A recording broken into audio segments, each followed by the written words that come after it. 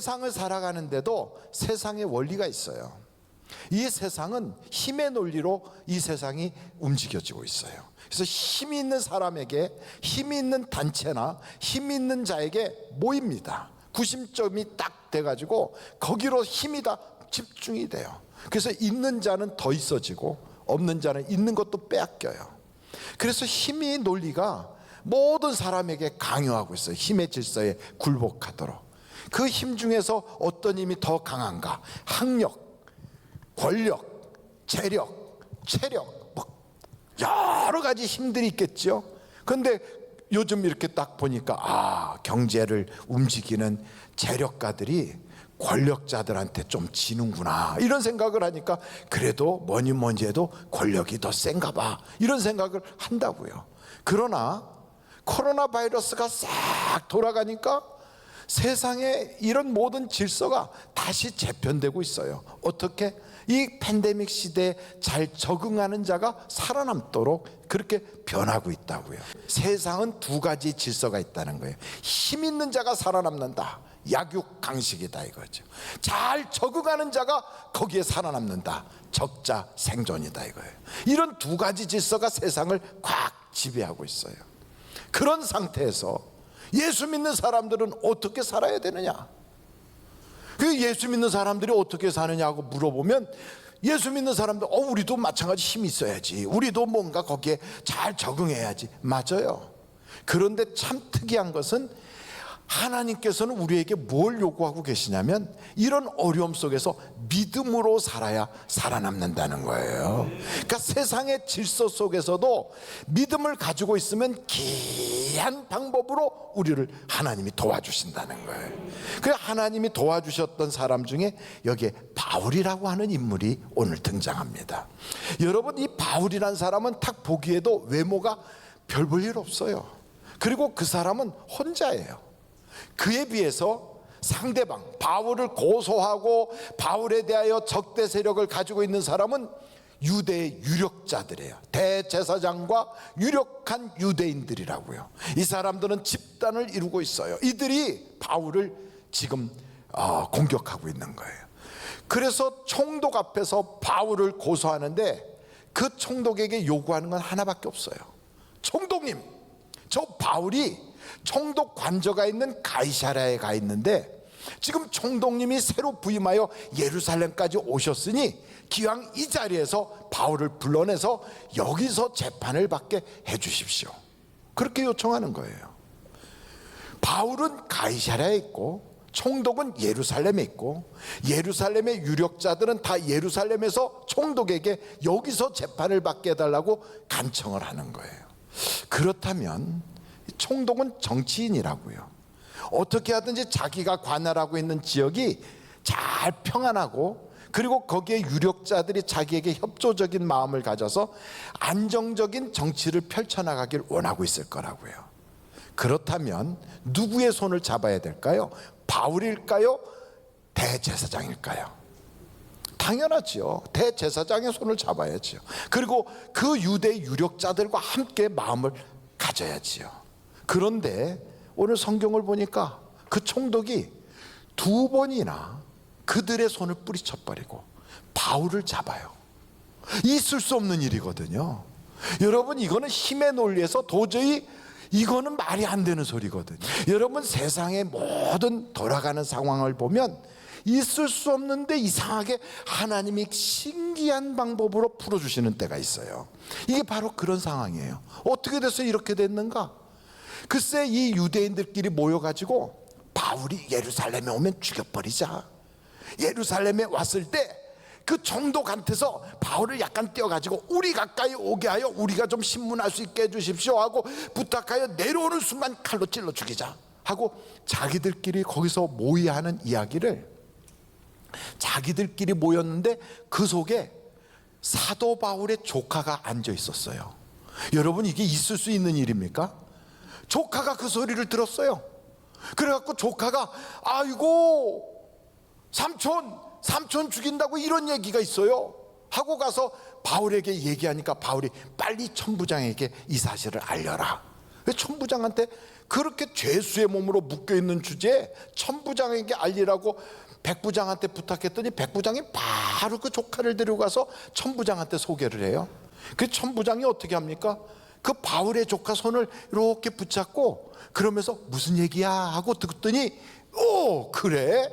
나한테 그 얘기했다는 소리 아무한테도 하지 마라 하고 그 밤에 창병 200명, 보병 200명, 기병 70명을 동원해서 총 약 500명 가까운 병사를 동원하여 사도 바울을 말에다 태워가지고 총독부 있는 가이사랴로 보낸 거예요. 이야, 이런 모든 역사는 그냥 일어나는 게 아니에요. 하나님이 도와주시는 거예요.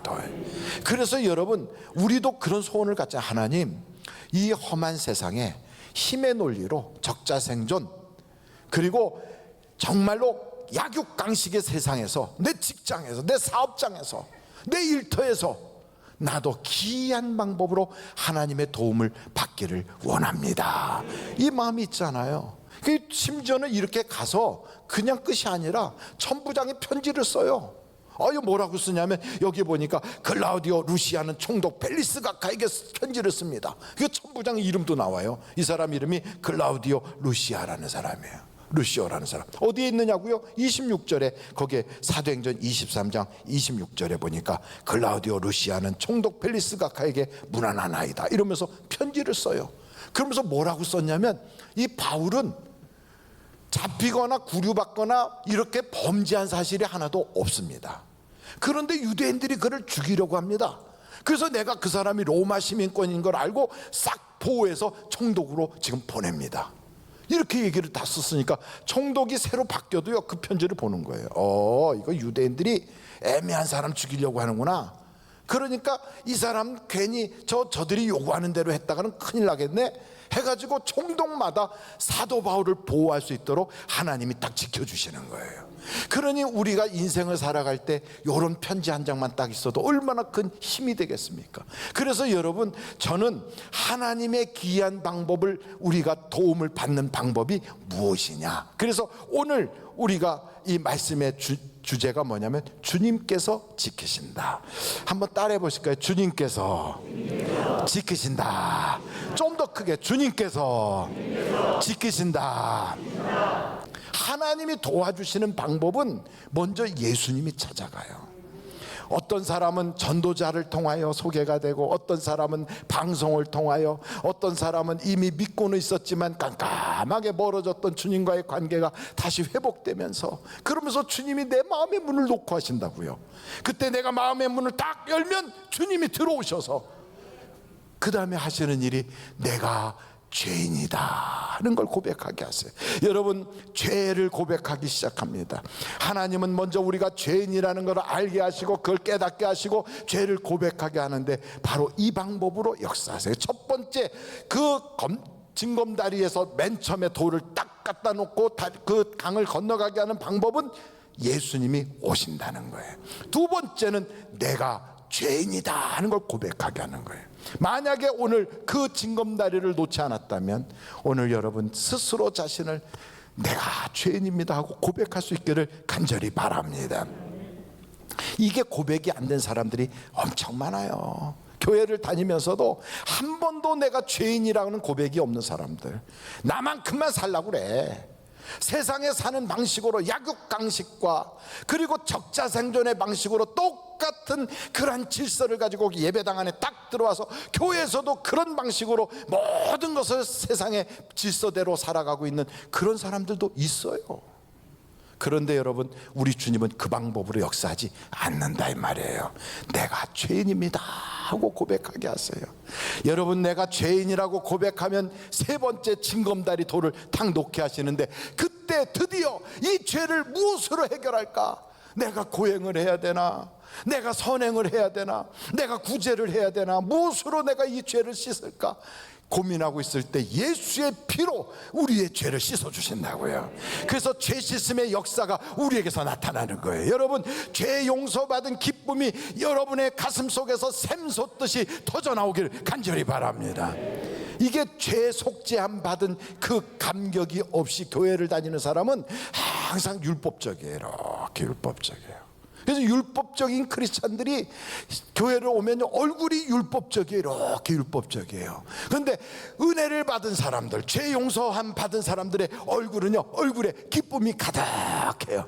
여러분의 얼굴에서 그림자가 사라지고 어둠이 사라지고 기쁨이 충만하기를 간절히 바랍니다. 그래서 막 기쁨이 확, 교회 가면 막 행복해, 기뻐. 왜? 예수님이 내 죄를 사해 주셨거든. 예수의 피로 나는 죄 사함 받았어. 여러분, 죄가 사라지면 더 이상 마귀가 역사할 수가 없어요. 그러니까 죄 사함을 딱 받고 나니까 그 다음에 뭐가 오느냐? 내 힘 가지고 할 수 없었던 걸 도와주시겠다고 성령의 임재가 나타나기 시작하는 거예요. 그래서 네 번째 그 징검다리, 성령을 하나님이 딱 갖다 주시는 거예요. 여러분, 환경이 나빠서 인생이 망가지고 우리가 불행한 게 아니다 이 말이에요.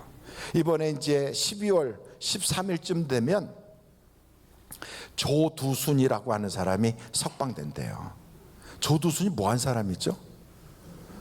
그러니까 세상에는 참 좋은 일을 해서 유명해지는 유명인사가 있는가 하면 이렇게 아주 기가 막히게 사람들의 가슴을 그냥 송곳으로 찌르고 칼로 찌른 것처럼 아프게 하고 그 악명을 떨치는 사람도 있어요.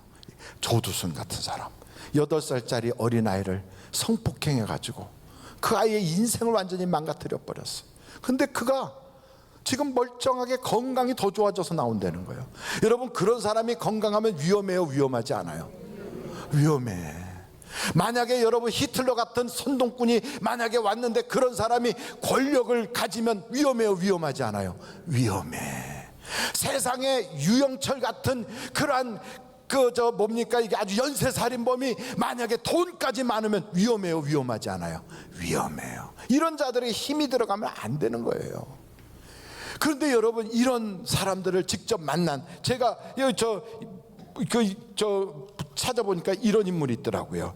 아우, 이런 사람 얘기는 해야 되는지 말아야 되는지 모르겠어요. 누구냐면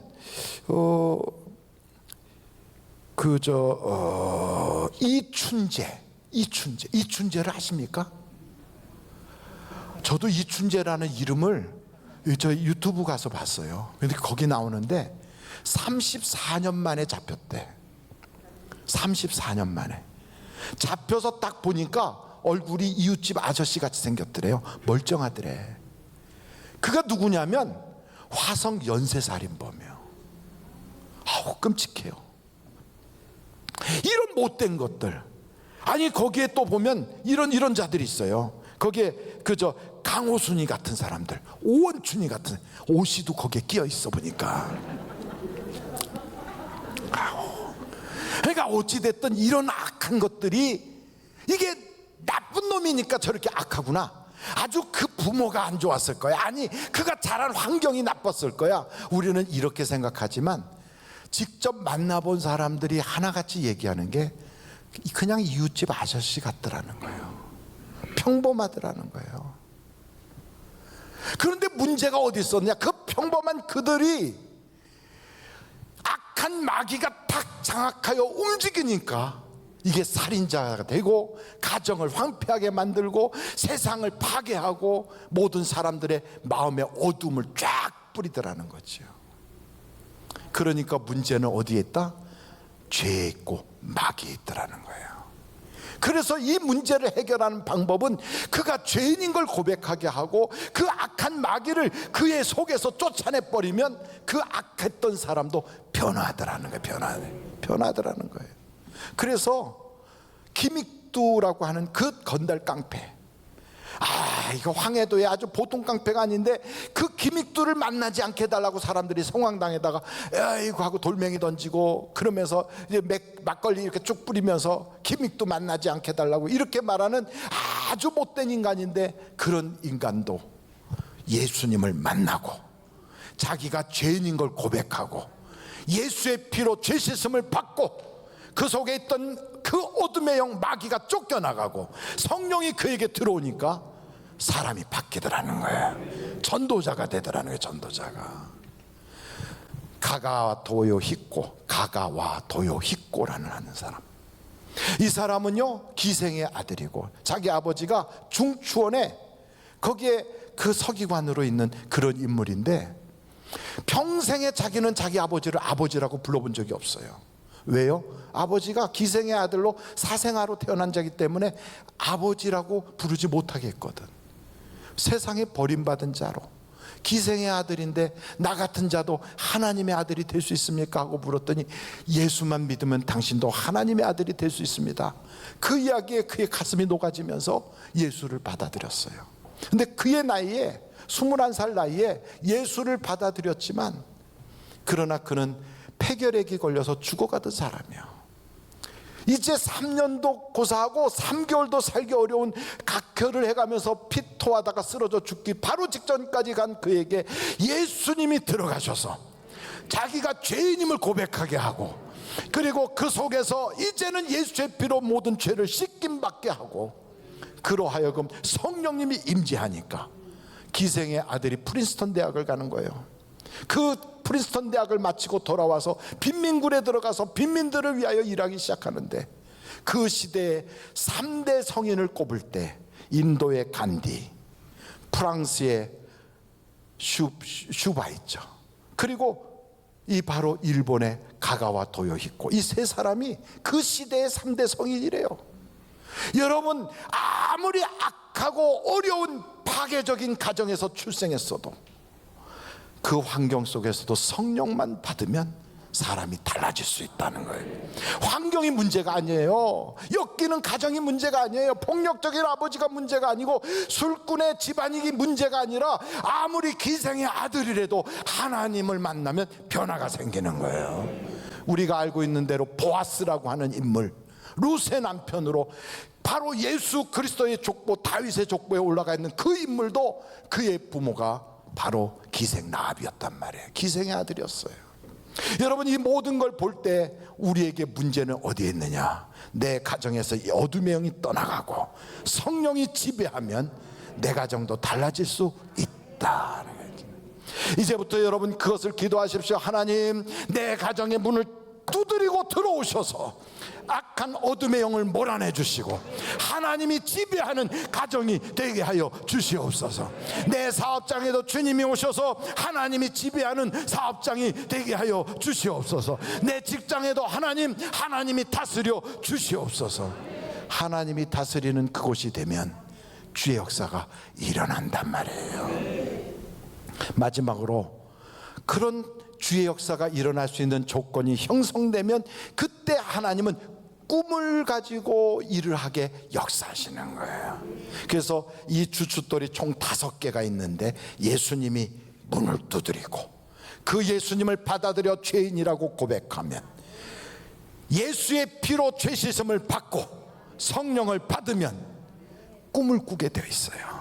노인들도 꿈을 꾸고 젊은이들도 환상을 보기 시작한다고요.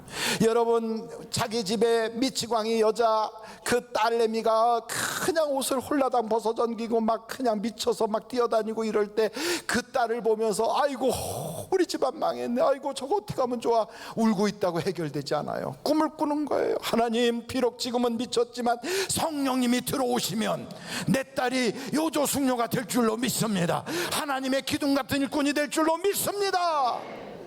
내가 예수를 만나야 되겠구나. 그래서 수로보니게 여자가 주님을 찾아간 거 아닙니까? 소원을 가지고 꿈을 가지고 내 집안에 예수님이 오시면 역사가 나타난다. 주여, 나는 떡 원하지 않아요. 부스러기만 주셔도 돼요. 내 소원을 이루어 주세요. 꿈을 가졌어요. 이 꿈을 이루어 주세요. 내 딸이 온전해져서 내 딸이 집안에서 노래 부르고 하나님을 찬양하는 모습 보고 싶어요. 그 꿈이 그 가정에 이루어지는 거예요. 여자여, 내 믿음이 크도다. 믿음이 다른 겁니까? 믿음이 바로 꿈꾸는 것이지. 성경에 보니까요, 친구들이 중풍병에 시달리는 자기 친구를 둘러매고 우리 예수 만나자, 예수만 만나면 너의 운명도 달라질 수 있어. 꿈을 가지고 가는 거예요. 갔더니 사람들이 꽉 차게 막혀 있어. 예수 앞으로 근처에도 못 가겠어요. 지붕을 뜯어내서 주님 앞으로 그 지붕에서부터 그 청년을 달아내릴 때 주님이 보시고 너희 믿음이 크도다. 여러분, 믿음이 뭡니까? 꿈이에요. 믿음이 뭡니까? 소원이에요.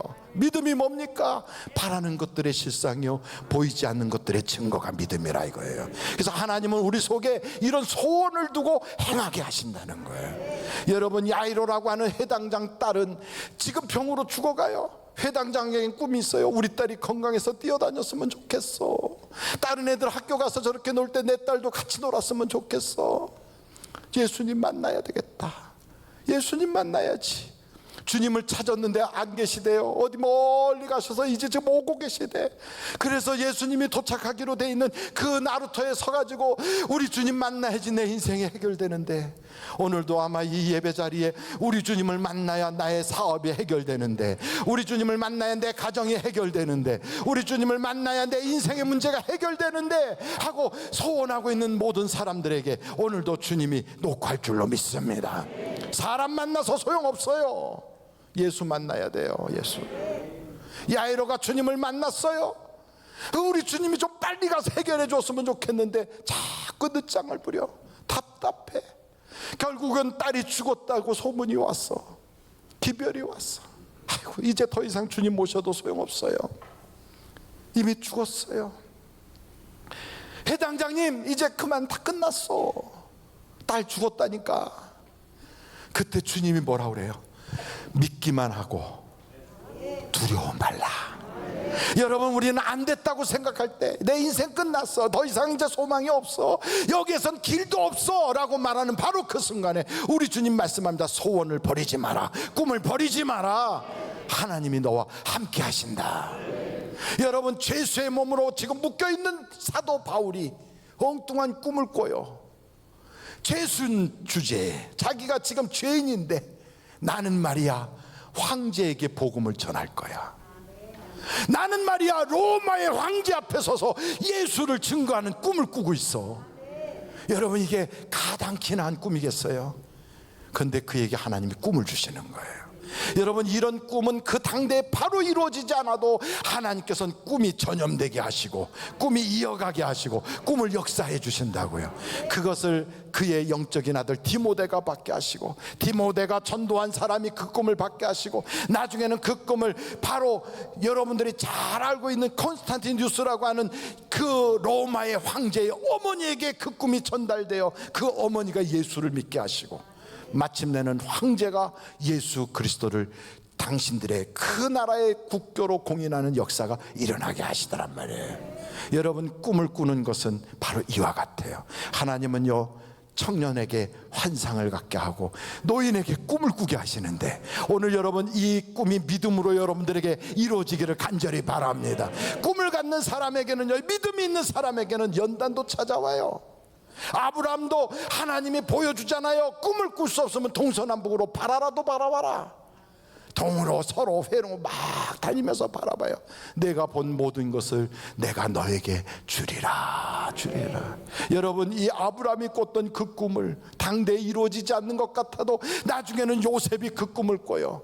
아브라함이 꿈을 꿀 때도 핍박이 왔어요. 요셉이 그 꿈을 가지니까 형들이 팔아먹어요. 그 사람을 죽이려고 감옥에다가도 막 모함해서 집어넣어요. 그러나 온갖 어려움이 찾아와도 요셉은 꿈을 버리지 않았어요. 내가 죽고 내 해골이 있어도 이 해골을 들고라도 그 꿈을 이루러 꼭 가라라고 얘기해요. 나중엔 모세가 그 꿈을 이어받았어요.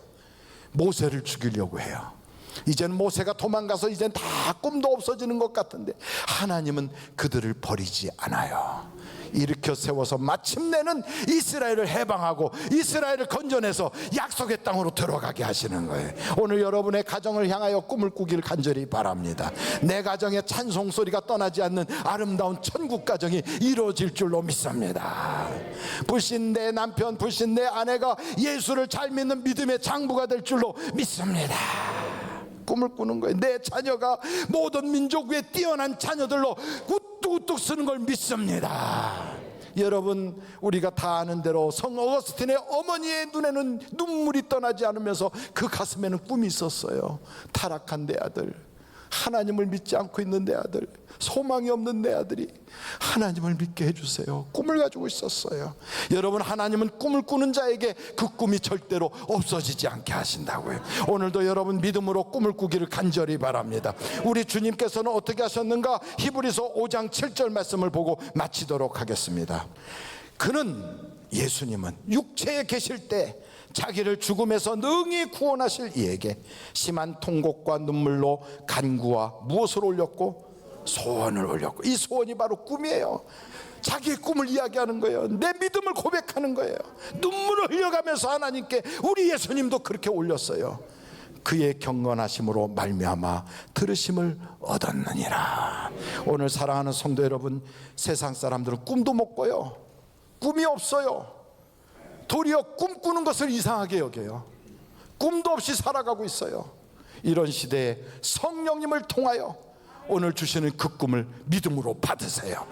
여러분의 가정에 대한 하나님이 보여주시는 별을 바라보고 꿈을 꿨던 아브라함처럼 믿음으로 그것을 받으세요.